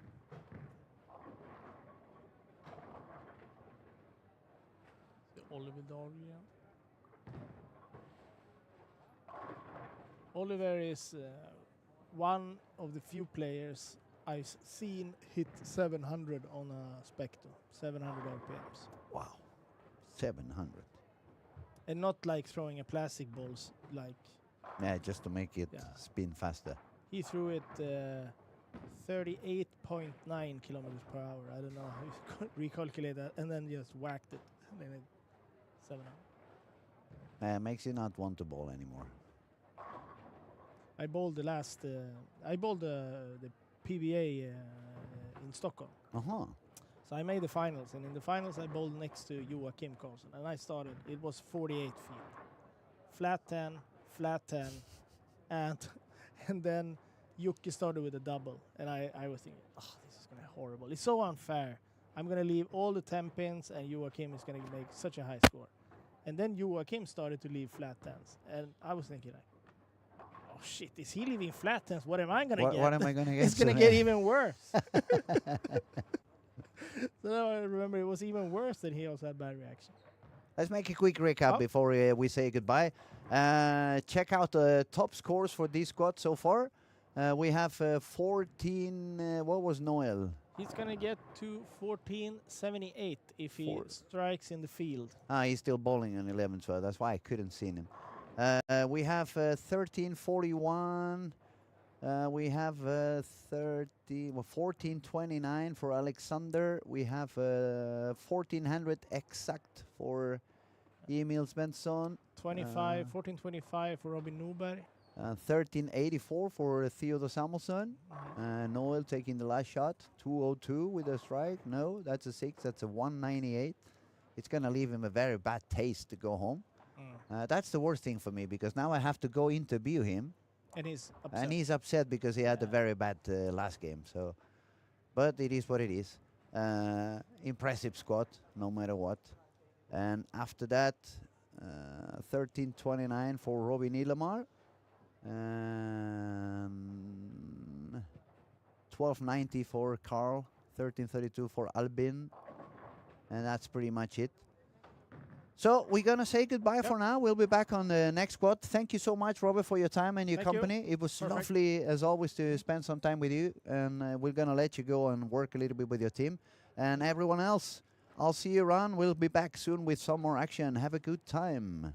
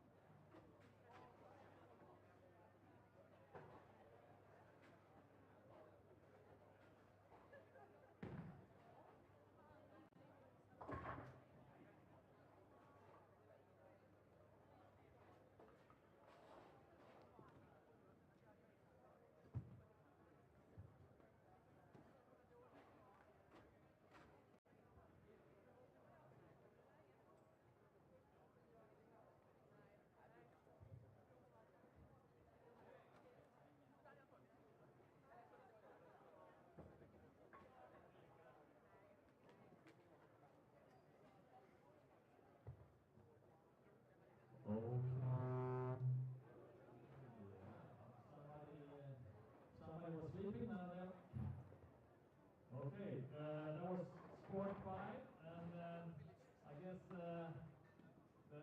the Team Sweden squad stepped up to the name. That was quite some